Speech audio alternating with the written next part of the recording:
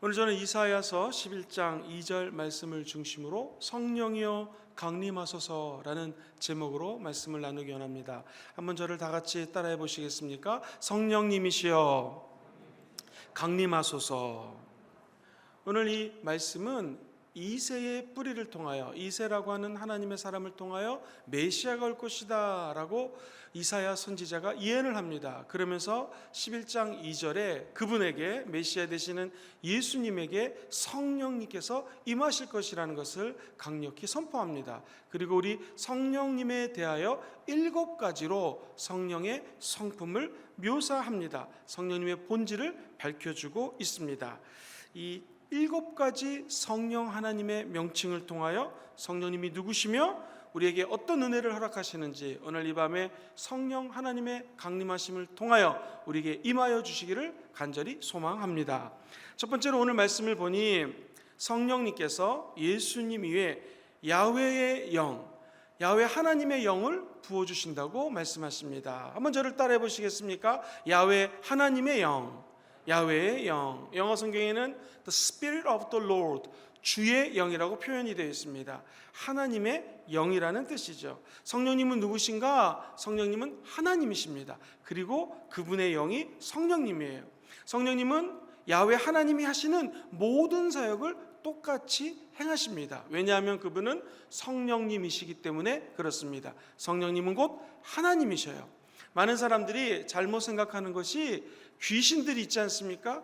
귀신들 중에 대장이 사탄이고 천사들이 있지 않습니까? 천사 중에서 제일 높으신 분들이 성령 하나님입니다. 그래서 사탄과 천사가 싸움을 하고 마귀와 성령님이 싸움을 한다. 이건 아주 잘못된 이야기입니다. 성령님은 하나님이십니다. 만약에 제가 하나님이라고 성령님이라고 가정을 한다면 원수 마귀 사탄은 요 먼지만큼도 안 된다는 거예요. 여러분 기억하십시오. 성령 하나님 앞에 마귀도 질병도 고난도 어떠한 영적인 존재도 먼지만도 못한 존재인 줄 믿습니다. 성령님은 하나님이셔요. 그분이 하나님의 영이신 그분이 우리 가운데 임재해 계신다라는 것입니다. 구속사적인 관점에서 보면은 쉽게 얘기해서 예수 그리스도의 십자가 은혜를 통하여 예수님을 통하여 구원받은 우리 다 천국 가는 것을 믿으십니까? 이걸 구속이라고 그러거든요. 구원받은 우리, 이 관점에서 역사를 해석하면 인류 역사는 3가지 단계로 분리가 됩니다. 첫 번째는 야훼 하나님이신 성부 하나님의 시대예요. 하나님이 태초에 천지를 창조하시느니라 라고 천지창조가 선포됩니다. 그리고 예수님이 이 땅에 오시기 전까지 약 4,000년의 역사를 우리는 구약이라고 표현합니다. 이때는 아무나 성령 하나님을 만날 수가 없었습니다. 아주 특별한 장소에 특별한 사람에게 하나님이 임하십니다. 예를 들면 왕에게, 족장에게, 선지자에게 혹은 하나님의 기름 부음 받은 예언자에게 하나님이 임하십니다. 아브라함아, 야곱아, 특별한 사람들에게, 솔로몬 왕아, 다윗아, 이렇게 아주 특별한 사람, 특별한 장소에게만 성부 하나님이 임했어요. 이것을 우리는 성부 하나님의 시대라고 합니다. 하나님이 천지를 창조하시고 타락한 인간들을 위해서 구원 계획을 선포합니다. 오늘 이사야서 11장 이 말씀들도 쭉 읽어져 나가보면 하나님이 천지를 창조하셨고 구원에 대한 메시아에 대한 계획이 있다는 거예요.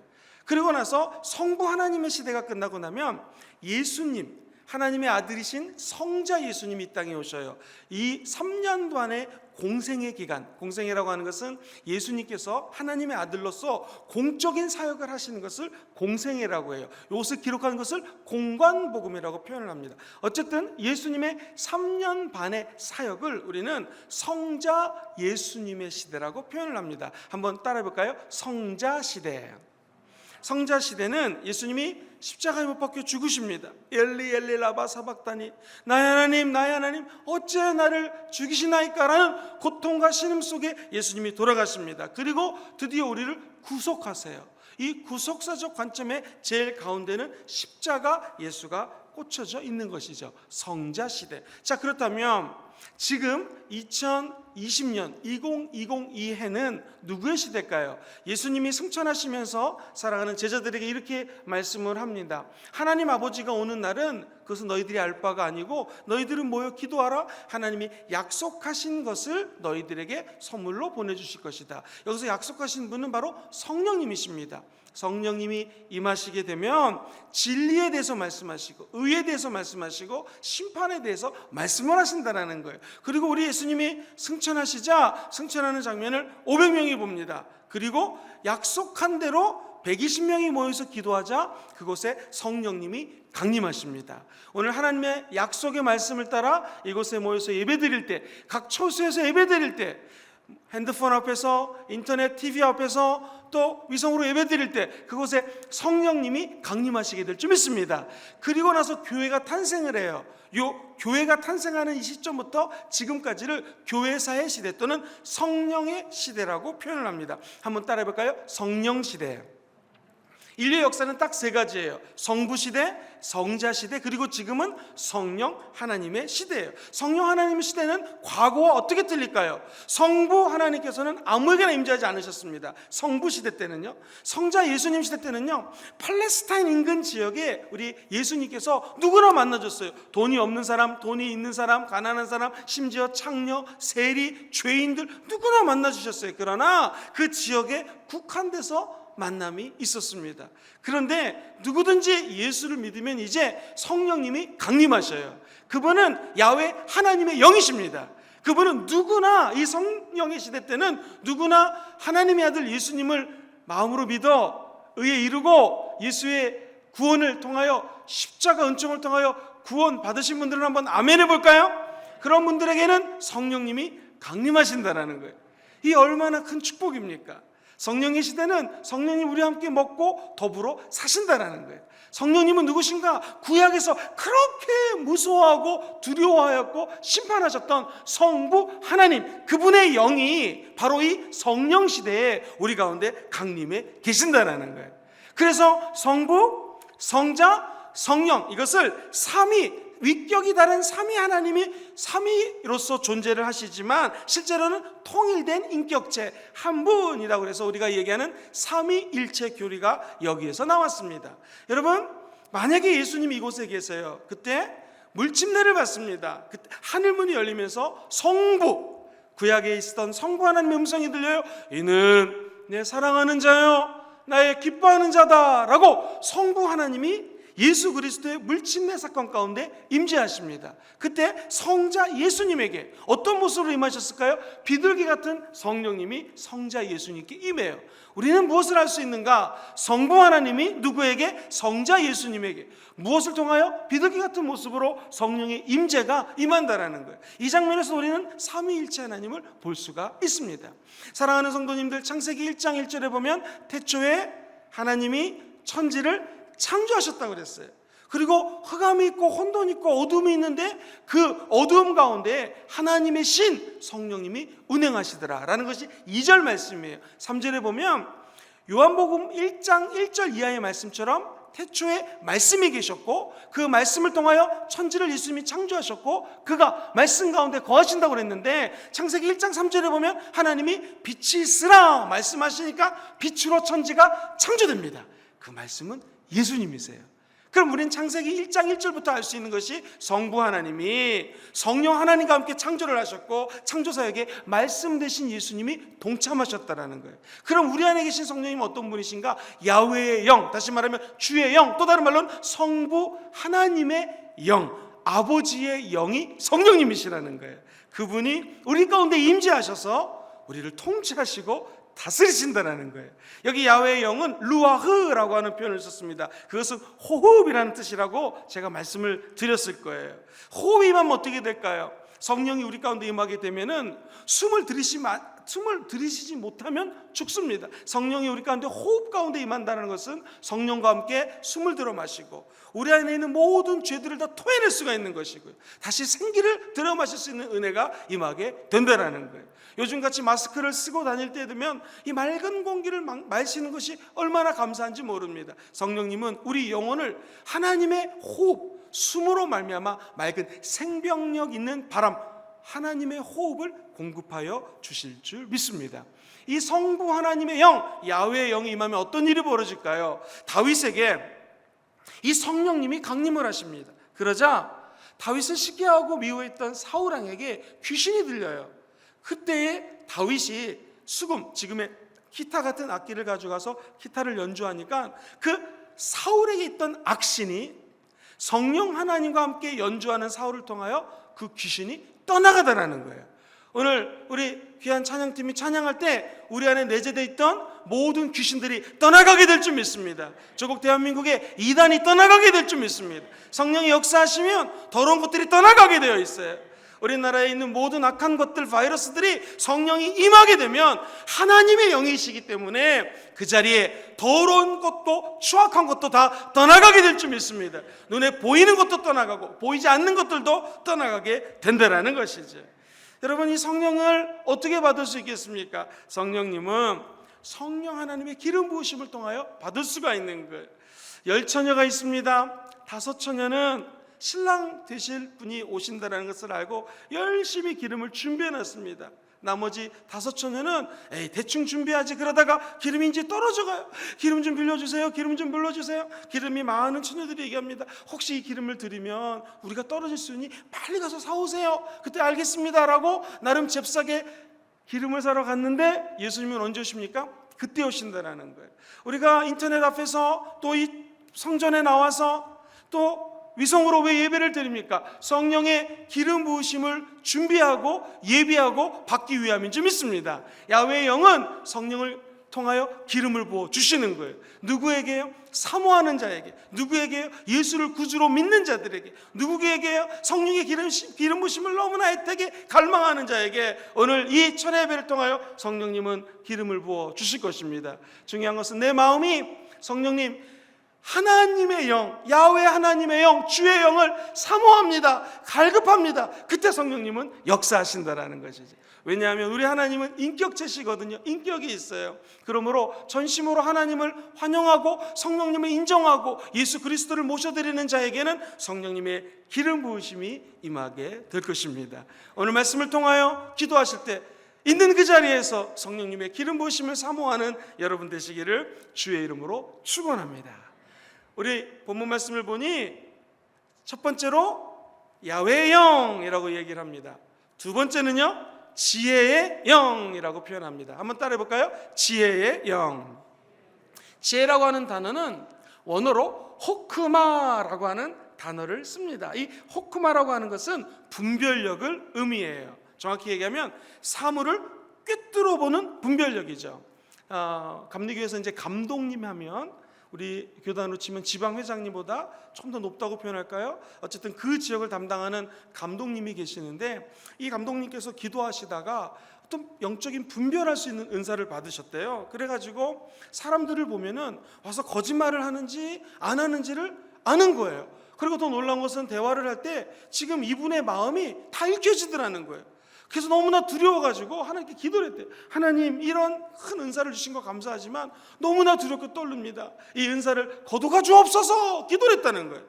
그러더니 그 은사가 그냥 없어졌다라는 거예요. 그 얘기를 제 앞에서 하시길래 제가 이렇게 말씀을 드렸습니다. 감독님, 그거 저에게 주시죠. 이렇게 말씀을 드렸던 기억이 있는데요. 하나님의 영이 임하면 꼭 이분처럼 특별한 은사를 받는 경우도 있지만 대부분이 성령을 간절히 사모하고 간절히 원하고 간절히 애타게 찾게 되면 성령님께서는요, 이 지혜를 주세요. 호크마를 주세요. 분별할 수 있는 은혜를 준다는 것입니다. 두 여인이 찾아옵니다. 왕에게. 이 아이는 내 아이입니다. 아니, 내 아이입니다. 티격태격 싸웁니다. 이때 솔로몬 왕은 하나님 주시는 지혜의 영이 임해요. 분별할 수 있는 은혜가 임해요. 그래서 이 아이를 칼로 잘라라, 죽여라라는 거예요. 진짜 엄마는 아닙니다, 아닙니다. 왜? 내가 낳은 아이를 죽일 수가 없잖아요. 얼마나 애지중지한 아이입니까? 그때 이 분별력을 통하여 진짜 엄마를 구별하게 된다는 것이죠. 사랑하는 성도님들, 우리 인간에게는 이런 분별할 수 있는 능력이 없습니다. 오늘 장로님 대표 기도해 주신 것처럼 도대체 이 죄가 어디서 왔는지 어떻게 진행되는지 알 수가 없어요. 우리에게 필요한 것은 지혜 대신 호크마 대신 하나님의 영이 임하셔서 모든 일마다 사건마다 순간마다 하나님의 영으로 분별하는 지혜가 임하게 되기를 주의 이름으로 축원합니다. 하나님의 영 성령님은 우리의 마음을 분별하시고요, 우리의 생각까지도 분별하세요. 그리고 지혜를 받는 사람들은 하나님의 말씀, 그 지혜를 자기 삶에 적용할 수 있게 된다는 거예요. 그래서 지혜가 필요합니다. 지혜는 그냥 내가 이 지혜를 통하여 위기를 모면해야지라는 것이 지혜가 아닙니다. 지혜를 받으면 하나님 주시는 말씀을 삶에 적용할 수가 있어요. 그 삶을 따라 응용할 수 있는 은총이 바로 지혜 가운데 있다라는 것이죠. 사랑하는 성도님들, 오늘 이 밤에 마음을 열고 하나님께 지혜의 영 성령님을 간구하시게 되기를 주의 이름으로 축원합니다. 목사님, 그러면 지혜를 받을 수 있는 좀 방법을 말씀해 주시겠습니까? 지혜는요, 받을 수 있는 아주 비법이 있어요. 그것은 하나님의 말씀이 지혜입니다. 디모데후서 3장 15절 말씀을 같이 한번 읽어볼게요. 시작. 또 어려서부터 성경을 알았나니 성경은 능히 너로 하여금 그리스도 예수 안에 있는 믿음으로 말미암아 구원에 이르는 뭐가 있어요? 지혜가 있다라는 거예요. 즉 천국 갈 수 있는 지혜, 이 문제로부터 해결할 수 있는, 구원받을 수 있는 지혜, 내 삶의 어려움에 봉착했을 때, 어려움에 도달했을 때 이 어려움을 무너뜨리고 해결할 수 있는 지혜, 바로 성경 말씀에 있다라는 것입니다. 그래서 우리가 눈을 뜨면 성경 말씀을 읽는 자에게는 하나님의 지혜가 임하게 된다는 것이죠. 여러분들, 이 하나님의 말씀을 멀리하지 마시고 늘 말씀을 가까이 하셔서 힘들 때마다 말씀을 읽고 그 말씀대로 행할 때 하나님의 지혜의 영이 충만하게 임하게 될 줄 믿습니다. 성령님은 지금 이 순간에도 성령 하나님이 하시는 일은 지혜를 주기 원하시는 거예요. 그것은 우리 할아버지에게 손자가 다가가서 할아버지, 나 이거 어떻게 하는지 모르겠는데 이럴 때는 어떻게 하면 좋아요? 라고 물어본다면 아버지는 인생을 산 경험이 있기 때문에 내가 인생을 살아보니 이렇게 살아라 저렇게 살아라 라고 그 지혜를 나눠주게 된다는 것이죠. 이것이 아비의 마음이죠. 할아버지의 마음, 부모의 마음이에요. 그것처럼 우리 자녀된 우리는 하나님께 여쭤보면, 하나님께 기도하면 성령 하나님께서 신비한 지혜를 허락하여 주실 줄 믿습니다. 삼시혁명이라고 하는 책을 우리 강영우 박사님께서 지으셨어요. 그분은 장애인, 시각 장애인이신데 미국의 최고의 공무원 위치까지 올라간 한국인이십니다. 그분이 교육학을 전공하신 분이시잖아요. 근데 며느리를 이제 맞이했는데 며느리가 산부인과 의사예요. 며느리가 하는 말이 늘 아기 낳는 장면을 보기 때문에 아기가 태어나면 응애 하고 태어나면 그냥 참 예쁘다 이 정도였는데 막상 아기를 낳아서 키워보니까 너무너무 신기하더라는 거예요. 그래서 시아버지랑 통화를 하면 아버님 우리 애가요 톡 건드렸는데 이렇게 반응했어요. 우유를 주면 이렇게 반응해요. 이쪽을 탁 치면 저렇게 반응해요. 라고 막 애들 자극을 줬는데 반응한 얘기를 막 하더라는 거예요. 그래서 강영우 박사님이 할아버지가 이렇게 얘기를 했답니다. 그것은 엄마 아빠가 똑똑하니까 그런 거다라고 칭찬을 하면서 이렇게 권면을 했다라는 거예요. 그러나 이제 교육학자시니까 너무 어렸을 때부터 반응을 많이 하면 애가 학교 가가지고 새로운 반응, 새로운 자극할 때마다 이것이 마음속에 잘 안 와닿을 수 있으니 지금부터 너무나 일부러 많은 자극을 주지 않았으면 좋겠다라고 얘기를 하니까 그 며느리 하는 말을 들어보세요. 아버님 역시 교육가시기 때문에 의사가 생각하지 못하는 것을 교육적으로 말씀해 주셨네요. 감사합니다 라고 의사 선생님이 할아버지의 지혜, 자기 아버님의 시아버님의 지혜를 받았다라는 거예요. 이처럼 삶을 먼저 경험한 사람, 때로는 공부를 더한 사람, 그 분야의 전문가의 이야기를 들을 필요가 있어요. 여러분, 인생의 전문가들, 그 분야의 전문가들 때로는 틀릴 수가 있습니다. 오판할 수 있어요. 오류를 낳을 수 있어요. 그러나 우리 성령님은 틀린 적이 없습니다. 성령님의 말씀은 늘 옳습니다. 그래서 성령을 따라 지혜를 선물로 받는 여러분 되기를 주의 이름으로 축원드립니다. 고린도전서에 보면 이런 말씀이 나와요. 12장 8절에 보면 어떤 사람에게는 성령으로 말미암아 지혜의 말씀을 주신다라는 거예요. 그 어떤 사람이 저와 여러분 되기를 주의 이름으로 축원합니다. 말씀을 읽을 때마다 하나님의 지혜가 임했으면 참 좋겠습니다. 기도할 때마다 문제를 해결할 수 있는 성령의 은혜가 여러분 안에 임재하시게 되기를 주의 이름으로 축원드립니다. 제가 예전에 어떤 목사님께 들은 이야기인데요, 이 목사님은 자기 스스로 욕쟁이 목사라고 그래요. 욕을 얼마나 잘하시는지 몰라요. 그런데 하루는 호주 시드니에 와서 부흥회를 인도하는데 이런 간증을 하시더라고요. 애가 중3인데 아들이 사춘기에 접어든 거예요. 그런데 요즘 우리나라 한국은 이제 막 분리수거를 하지 않습니까? 그래서 아빠가 목사님의 애한테 얘야 저 쓰레기 좀 갖다 버려라 그러라고 했더니 애가 그러더래요. 아이 사춘기인데 그러더래요. 그래가지고 목사님 그랬대요. 야 사춘기 너 갱년기한테 맞아볼래? 그렇게 얘기를 했더니 사춘기가 갱년기 앞에 꼼짝 못하고 도망갔더라. 뭐 이런 얘기를 들었던 기억이 있습니다. 여러분 사춘기도 필요한 것이 지혜고 갱년기도 필요한 것이 지혜고 노년기도 어떤 삶의 시기에 있든지 간에 우리에게 필요한 것은 지혜입니다. 이 지혜를 누가 주십니까? 성령 하나님이 주신다라는 거예요. 누구에게? 말씀을 사모하는 자에게 오늘 성령 하나님께서 지혜를 선물로 허락하여 주시기를 주의 이름으로 축원합니다. 세 번째로 이사야서 11장 2절에 보니 성령 하나님은 강림하시게 되면 어떤 모습으로 강림을 하시는가? 총명의 영으로 강림하십니다. 한번 따라해 볼까요? 총명의 영. 예, 영어로는 the spirit of understanding이라고 되어 있죠. understanding은 우리가 잘 아는 것처럼 언더, 어느 어디 밑에, standing이라는 것은 서 있다라는 것이죠. 총명의 영을 받기 원하시는 분들은 아멘 해볼까요? 그러면 우리가 십자가 밑에 납작 엎드려 섰을 때에 그때 하나님의 총명이 임한다라는 거예요. 헬라어로, 히브리어로, 원어로 이 총명은 비나라고 하는 단어를 쓰는데 이 뜻은 이해, understanding이죠. 이해력, understanding 할 수 있는 힘을 얘기하는 거예요. 그리고 또 다른 의미로는요, 통찰력이라는 의미가 있어요. 저는 이 단어를 참 좋아합니다. 한번 따라해 볼까요? 통찰력. 통찰 영어는 insight라는 단어를 쓰는데 이거예요. 여기 선이 있어요. 여기 악이 있어요. 그럼 총명의 영, 비나를 받으면 어떤 일이 벌어지는가? 여기 악에 빠질 수도 있고 선에 빠질 수도 있는데 총명의 영이 임하면 악에 빠지지가 않아요. 그리고 선에 퐁당 빠지는 거예요. 저 여러분들이 오늘 이 밤에 모여서 악에 빠지지 않고 선에 퐁당 빠지기 위해서 모인 줄 믿습니다. 이게 총명의 영이 임할 때 가능한다라는 것이에요. 총명의 영은 깊은 내적인 통찰력이에요. 아까 지혜가 외적인 상황들을 보고 판단할 수 있는 분별력이라면 이 인사이트, 통찰력은 내면의 성찰을 통하여 성숙해지게 하는 자아가, 쉽게 얘기하면 예수 믿고 구원받아 성령의 열매를 맺어나가기 시작하는 성도가 내 안에서 강력한 인사이트, 통찰력이 막 나오는 거예요. 이거는 하나님의 영이 우리에게 부어줄 때 가능하다는 것이죠. 그래서 진짜랑 모조품을 분별할 수가 있는 거예요. 예를 한번 들어보겠습니다. 진짜인지 모조품인지 어떻게 분별할 수 있을까요? 한번 앞뒤 좌우로 이렇게 인사를 해보겠습니다. 눈을 바라보시면서 이만희는 거짓 선지자입니다 라고 한번 얘기해 보세요. 시작. 이만희는 거짓 선지자입니다. 이걸 못하면 가짜예요. 그렇죠? 이승천지는 이걸 얘기할 수가 찔리니까. 성령이 임하시게 되면 이처럼 분별할 수 있는 강력한 힘을 허락해 주신다는 거예요. 우리가 말씀을 들어도 왜 이해하지 못하고 살지 못할까요? 이 인사이트, 통찰력이 없으면 이렇게 됩니다. 왜? 또 하나 영적인 이유는 사탄은 이 통찰력을 회방하는 거예요. 저 여러분들이 사탄의 회방을 물리치려면 총명의 영을 받아야 됩니다. 그때 어둠의 영이 떠나가게 되고 하나님의 진리의 빛이 찬란히 비치게 될 줄 믿습니다. 저 어렸을 때는 공부를 열심히 하기 위해서 가끔 부모님들이 총명탕이라고 하는 것을 지어줬습니다. 한의원에 가서 아주 비싼 약이에요. 그래서 제 옆에 앉은 친구가 자랑을 하는 거예요. 요즘 내가 공부가 안 돼가지고 엄마가 총명탕을 지어줬다라는 거예요.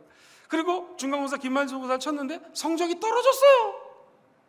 그때 제가 깨달은 게 있어요. 이 총명탕을 먹는다고 해서 반드시 총명해지는 것은 아니다. 사랑하는 성도님들, 총명해지려면 어떻게 됩니까? 총명의 근원 대신 야훼 하나님 앞에 나와야 됩니다. 그리고 그분 앞에 understanding, 납작 엎드려 두 손 높이 들고 회개하고 통해 자복하고 기도할 때 하나님은 우리에게 총명의 영을 부어주게 될 줄 믿습니다. 겸손히 하나님께 나오는 자들마다 오늘 이 밤에 하나님의 총명함이 임할지어다. 이 지혜, 이 총명함을 받으려면 우리가 해야 될 것이 있어요. 그것은 야고보서 선지자가 야고보서에 기록된 말씀처럼 이렇게 하면 됩니다. 너희 중에 누구든지 지혜가 부족하거든. 그렇죠. 우리에겐 총명도 없어요. 지혜도 없어요. 그러나 성경은 말씀하십니다. 모든 사람들에게 후히 주시고 꾸짖지 아니하시는 하나님께 구하라. 그리하면 주시리라.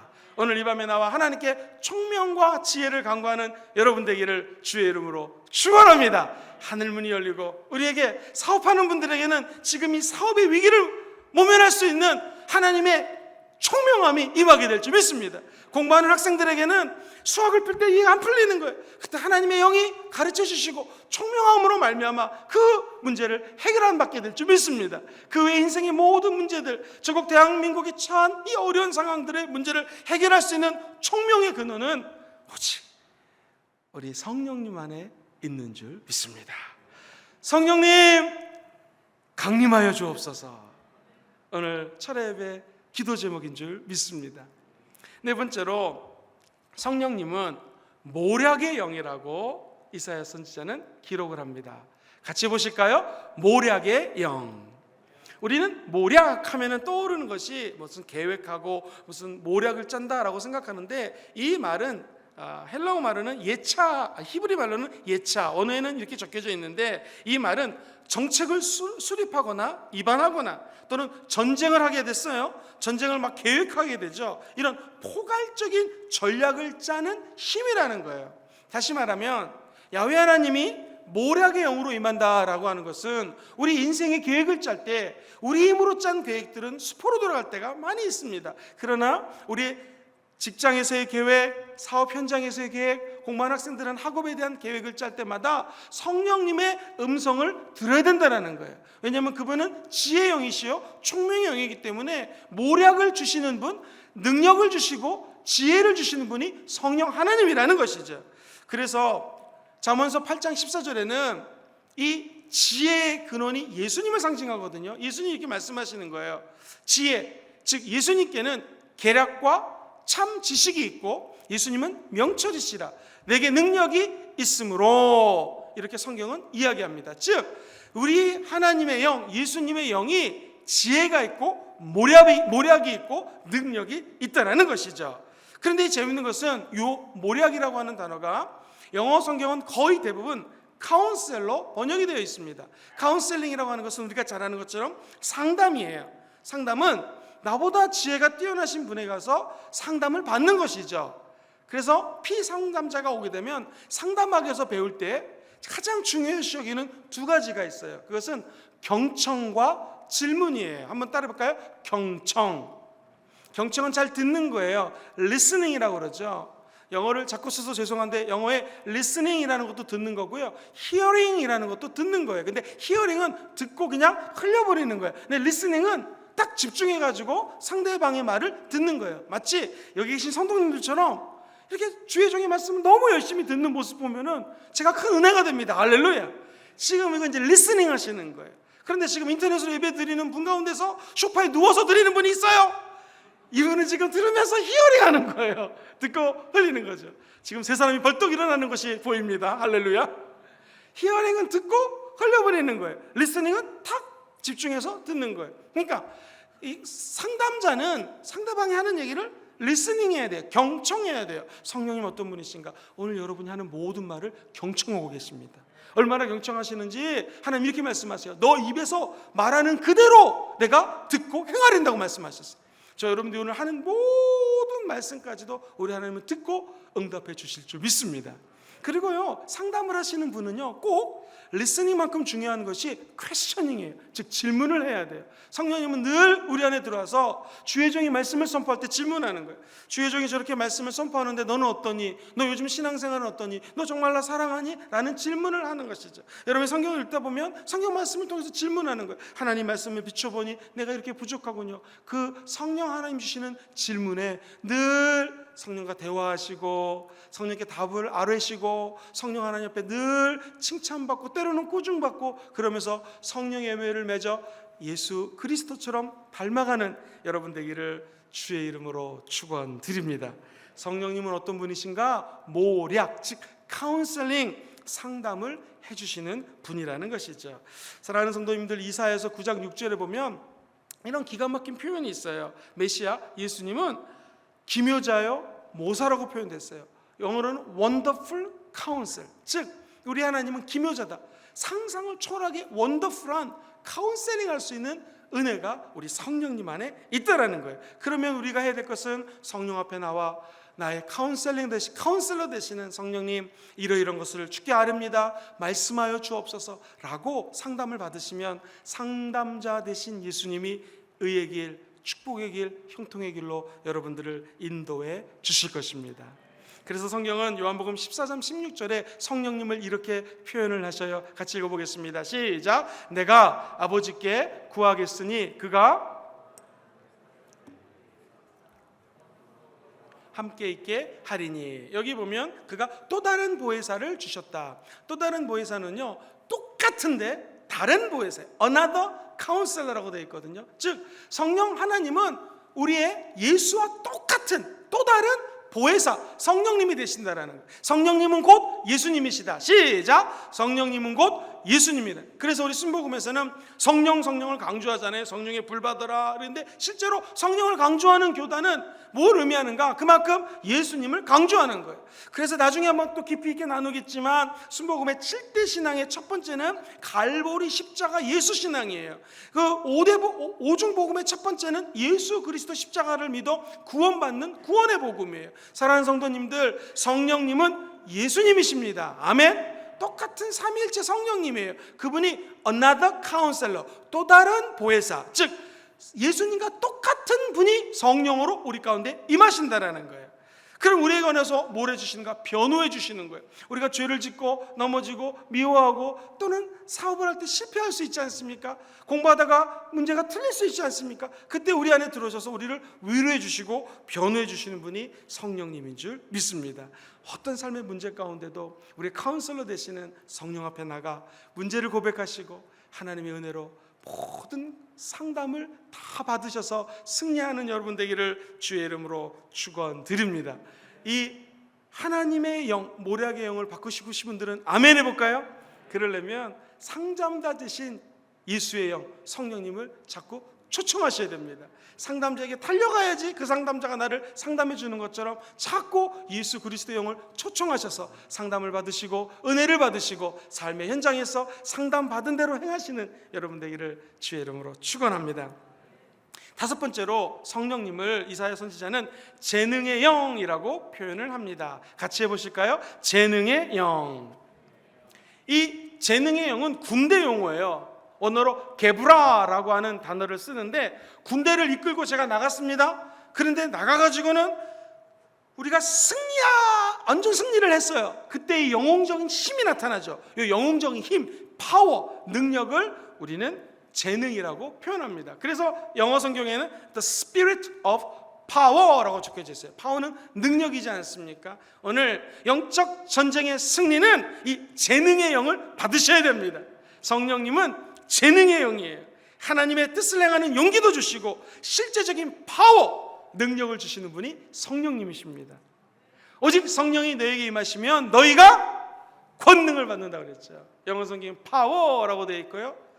헬라 언어에는 두나미스라고 하는 단어를 씁니다. 이 핵폭탄갑보다 더 강한 하나님의 파워를 성령을 통하여 받게 되기를 주의 이름으로 축원합니다. 이 재능의 영이 임하면 어떤 일이 벌어지는가? 예루살렘과 온 유대와 사마리아 땅 끝까지 이르러 증인이 되는 것이죠. 성령 임한 목적이 무엇인가? 결국 우리 삶을 통하여 예수 그리스도의 증인이 되어야 된다는 거예요. 오늘 성령이 우리 가운데 임하사 병든 자를 치유하는 능력이 임하게 되기를 주의 이름으로 축원합니다. 사업이 잘 힘드신 분들은 이 하나님의 재능의 영이 임하사 그 사업이 잘 되게 되기를 주의 이름으로 축원합니다. 오늘 하나님과의 관계가 조금 멀어지는 사람이 있다면 이 재능의 영을 받아서 파워를 받아서 하나님의 관계가 다시 한번 회복되는 밤 되기를 주의 이름으로 축원합니다. 오늘 TV 모니터 앞에서 인터넷으로 예배드리는 그 자리에도 하나님의 파워 능력이 임할지어다. 그래요. 하나님의 도우심으로 말미암아 이 어려운 시기를 극복할 수 있는 힘이 임하게 될 줄 믿습니다. 여섯 번째로 하나님의 영, 성령님은 지식의 영입니다. 같이 해보시죠. 지식의 영. 성령님은 지식의 영이에요. 지식은 다트라고 하는 단어를 쓰는데 이 말의 뜻은 하나님에 대한 깊은 이해예요. 다시 말해서 하나님이 여기 계세요. 이분을 알아가는 것, 이것을 야다라고 표현하는데 이것은 마치 부부가 결혼을 해서 옷을 벗었지만 부끄러워하지 않은 상태, 하나가 되는 상태, 연합이 되는 상태, 이 상태를 의미해요. 즉 하나님을 안다라고 하는 것은 마치 부부관계처럼 하나님과 나의 영적인 세계가 하나 되는 거예요. 일치가 되는 거예요. 여러분 성부, 성자, 성령 하나님이 하나로 일체됐던 것처럼 저 여러분들이 우리 하나님을 알아가면 알아갈수록 하나가 되는 역사가 임하게 될 줄 믿습니다. 성령님은 우리 안에 들어와서 하나님을 알게 해주세요. 성령님이 우리 안에 들어와서 예수님을 자랑하게 하세요. 그래서 진짜 성령 충만한 사람인지 안 충만한 사람인지 어떻게 분별하는가? 성령 임한 사람은 예수님 자랑을 해요. 그리고 하나님을 높여요. 간증을 해요. 하나님의 영광을 드러내요. 근데 성령 충만하지면 어떻게 될까요? 내가 드러나요. 또는 내 주변에 있는 사람들이 드러나요. 내가 갖고 있는 물질이 드러나요. 내가 학력, 내가 이렇게 공부했어라는 나의 지식이 드러나요. 이것은 성령 충만하지 않은 것이죠. 오늘 이 밤에 성령 하나님이 저와 여러분들에게 제대로 임하사 하나님을 더욱더 알아가는 은혜가 임하게 되기를 주의 이름으로 축원합니다.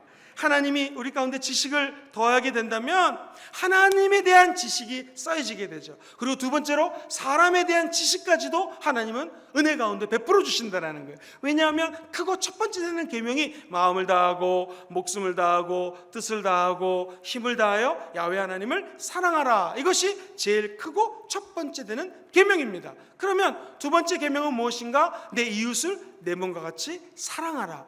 이웃을 사랑할 수 있는 지혜, 지식, 이것을 부어주시는 분이 바로 여러분 안에 계시는 성령님이라는 거예요. 그 성령님이 너무나 감사하지 않습니까? 우리의 힘으로 할 수가 없는데 하나님을 알아가게 하시고 그 은혜로 말미암아 내 자신을 알고 내가 이렇게 부족한 사람이구나, 그 은혜를 통하여 다른 사람까지 알 수 있는 지식, knowledge를 허락하여 주신다라는 것입니다. 우리는 내일 일어날 일을 알지 못해요. 그래서 오늘 초조합니다. 내일 혹시라도 잘못될까 봐. 그러나 우리 하나님의 영, 성령님은 미래를 정확하게 알고 계십니다. 요한복음 14장 26절 보면 이런 말씀이 나와요. 같이 한번 읽어보시죠. 시작. 보혜사 곧 아버지께서 내 이름으로 보내실 성령, 그가 너희에게 모든 것을 가르치시고 내가 너희에게 말한 모든 것을 생각나게 하시라. 누가요? 성령님이에요. 누구에게? 오늘 성령 받은 여러분들에게 가르쳐 주신다는 거예요. 세상에 어떤 쪽집게 과외 선생님보다도 더 잘 가르쳐 주신다는 거예요. 더 은혜롭게 가르쳐 주신다는 거죠. 결국 삶의 문제 앞에 다가왔을 때에 오늘 여러분처럼 하나님 앞에 나와 예배드리고 영과 진리로 하나님의 경배드리는 자들에게는 정확한 알물, 티칭, 가르침을 우리 성령님이 허락하여 주실 것입니다. 약간 거꾸로 얘기해 보겠습니다. 우리가 지금 왜 힘이 빠졌을까요? 왜 이런 어려움에 봉착했을까요? 많은 이유가 있을 거예요. 정치인들이 또는 경제를 이끄는 사람들이 기타 등등의 잘못이 있겠죠. 그러나 성경은 이렇게 얘기합니다. 호세아서 4장 6절을 보니 너희가 내 백성이 나에 대한 지식이 없으므로 망하는도다. 우리가 지금 하나님을 찾고 하나님을 정확히 알아가고 그분에 대한 정확한 알미 없어지게 되면 망할 수밖에 없다라는 거예요. 오늘 이 밤에 나와 하나님 말씀 듣고 하나님을 더욱더 알아갈 때마다 망하는 자가 아니라 흥하는 자가 되기를 주의 이름으로 축원합니다. 하나님의 생각은, 하나님의 계획은 우리가 알지 못해요. 그러나 성령님은 여러분의 계획보다도 더 크고 높은 계획을 갖고 계십니다. 지금 비록 우리는 어려움에 봉착해 있지만 이 위기가 지나면 하나님이 주시는 은혜가 넘쳐나는 시기가 오게 될 것입니다. 그 하나님에 대한 암, 하나님에 대한 알에 대한 갈증이 오늘 이 밤에 회복되게 되기를 주의 이름으로 축원합니다. 그러므로 하나님에 대한 알미 성공으로 인도해 주신다는 것이죠. 우리가 경제도 알아야 되고 문화, 정치 여러 가지 알아야 되지만 저 여러분들은 날마다 하나님을 알기를 힘쓰는 그러한 성도님들 되기를 주의 이름으로 축원합니다. 마지막 7번째로 우리 성령님은 어떤 명칭이 있는가? 야훼를 경외하는 영이라고 말씀합니다. 같이 보실까요? 야훼를 경외하는 영. 시작. 야훼를 경외한다라는 것은 원어에는 히르아트라는 단어를 쓰는데, 저 영어를 보세요. 영어에 보면은 the spirit이라는 것은 성령님이고요. the fear라고 하는 단어가 있어요. fear는 우리 중학교 때 배웠던 것처럼 두려움이에요. the Lord, 주님에 대한 그 주를 두려워하는 영이라는 거예요. 그러니까 이거를 잘못 해석하면 내가 잘못하면 주님 나 심판하시, 이런 개념이 아니라 이 성령님이 임하게 되면 하나님 앞에 쓸 때 경외하는 마음으로 하나님 앞에 쓰게 된다는 거예요. 다시 말하면 성령님은 예배의 영이라는 거예요. 예배의 영. 그래서 예배하는 자는 영과 진리로 예배한다고 그랬죠. 그 영이 뭐예요? 성령님이 예배자로의 삶을 살 수 있도록 도와주시는 거예요. 그리고 진리 되신 말씀을 실천할 수 있는 에너지를 이 여호와를 두려워하는 영, 하나님의 임재를 경외하는 영이 임하게 되면 그 예배자의 삶을 살아갈 수 있도록 인도해 주신다는 거예요. 이렇게 모여서 예배뿐만 아니라 흩어져서 전도할 때도 예배자의 삶을 살 수 있는 에너지를 성령님이 공급해 주신다는 것입니다. 신명기 14장 23절에 보면 이런 말씀이 나와요. 너의 하나님 야훼 경외하기를 항상 배울 것이니라. 저 여러분 천국 갈 때까지 야훼 하나님의 임재를 배우시고 사모하시게 되기를 주의 이름으로 축원합니다. 예수님의 소망은 한 가지였어요. 두렵고 떨리는 마음으로 십자가에 올라가신 이유는 우리 하나님을 경외하기 때문에 그분께 순종하기 위해서 십자가에 올라가는 것입니다. 저 여러분들도 하나님을 제대로 두려워하여서 우리에게 맡겨진 십자가를 지시고 천국까지 걸어가는 여러분 되기를 주의 이름으로 축원합니다. 성령님의 역사는 야훼 하나님을 경외하는 것입니다. 그러나 사탄의 역사는 하나님보다 세상을 두려워하라는 거예요. 다시 말씀드립니다. 성령이 임하면 하나님을 두려워하고 하나님을 경외합니다. 사탄은 질병을 두려워하게 합니다. 사탄은 분위기를 두려워하게 만든다는 거예요. 참 창피한 이야기지만 목사인 저도 하도 시국이 어려우니 인터넷 뉴스를 접하거나 집에 가면 TV를 틀면서 뉴스를 보면은요, 와, 이게 도대체 어떻게 돌아가는 것인가 두려움이 엄습해요. 이거 참 어떻게 하다 우리나라가 이렇게 되었지, 이러다가 진짜 우리 주변의 사람들이 코로나 걸리는 건 아닌가라는 두려움이 엄습할 때가 많이 있습니다. 왜냐하면 우리는 인간이기 때문에 이렇게 연약합니다. 그런데 저 여러분들이 진짜로 두려워야 될 것은 이 질병이 아니라 야훼 하나님이십니다. 진짜로 경외해야 될 분은 오직 하나님의 영, 성령 하나님인 줄 믿습니다. 오늘 이 철야 예배 나와 진심으로 야훼를 경외하실 때에 성령이 우리 안에 들어와 역사하시고 진정한 은혜를 부어주시게 될 줄 믿습니다. 성경에 보면 오늘 11장 2절 말씀에 야훼 하나님에 대해서 쭉 7가지를 얘기하면서 이사야 11장 3절로 넘어가면 이런 표현이 있어요. 여기서 그는 예수님이신데요, 같이 한번 읽어볼까요? 시작. 그가 야훼를 경외함으로 즐거움을 삼는다라는 거죠. 야훼를 경외하면 두려워해서 무섭고 와 이것이 아니라 세상을 두려워하고 병을 두려워하면 막 슬픔이 다가오고 우리 안에 있는 행복을 주는 바이러스들은 떠나가고 나쁜 고통을 주고 두려움을 주는 바이러스가 창궐하지만 진심으로 야훼를 경외하면 우리 마음속에 즐거움이 넘친다는 거예요. 그리고 그 즐거움이 넘치다 보면 내 삶에서 하나님께 드리고 싶어지는 거예요. 뭘 드리게 될까요? 예배를 드리게 된다는 거예요. 그리고 정말로 하나님을 경외하게 되면 처음 난 것을 드리게 된다는 거예요. 오해하지 마세요. 처음 난 것을 꼭 물질만을 얘기하는 것이 아닙니다. 처음 난 건 무엇입니까? 하루의 첫 시간 눈을 뜨자마자 기도하고 말씀 듣고 하나님을 찾는 것, 이게 첫 시간을 드리는 것이죠. 소득이 있으면 그 소득의 처음을 주님께 드리는 것, 내 생각 중에서도 처음 생각을 하나님께 드리는 것, 내가 해야 될 일이 많이 있는데 첫 번째 일을 아버지께 무릎 꿇고 기도하는 일로 시작하는 것, 이 삶의 우선순위에서 첫 번째 우선순위 하나님을 경외하는 일이 먼저 우선적으로 치러지게 되기를 주의 이름으로 축원합니다. 그리고 이렇게 어려울 때일수록 사랑하는 성도님들께서 여호와 하나님을 경외하는 마음으로 더욱더 교회를 위해서 중보기 되주시게 되기를 주의 이름으로 부탁드립니다. 그러면 아무리 어려움이 있다 할지라도 우리는 이 세상 바이러스를 두려워하지 아니하고 하나님을 경외하고 그분의 영으로 충만하여 이 세상을 기쁨으로 즐거움으로 살아가게 될 줄 믿습니다. 오늘 이 성령 하나님의 은혜가 임할지어다. 성령님을 7가지 명칭으로 정리해 드리겠습니다. 우리 1번부터 7번까지를 한번 크게 외치고 기도하는 시간을 갖도록 하겠습니다. 성령님은 누구십니까? 첫 번째, 야훼의 영이십니다. 두 번째, 성령님은 누구십니까? 지혜의 영이십니다. 세 번째, 총명의 영이십니다. 네 번째, 모략의 영이십니다. 다섯 번째, 재능의 영이십니다. 아까 제가 파워, 능력이라고 말씀드렸죠. 여섯 번째, 지식의 영이십니다. 마지막 7번째, 야훼를 경외하는 영이십니다. 이 말씀이 오늘 이사야 11장 2절에 다 들어있으니 여러분 기도하시면서 이 말씀을 따라 기도하실 때 7가지 하나님의 은혜가 임하게 될 줄 믿습니다.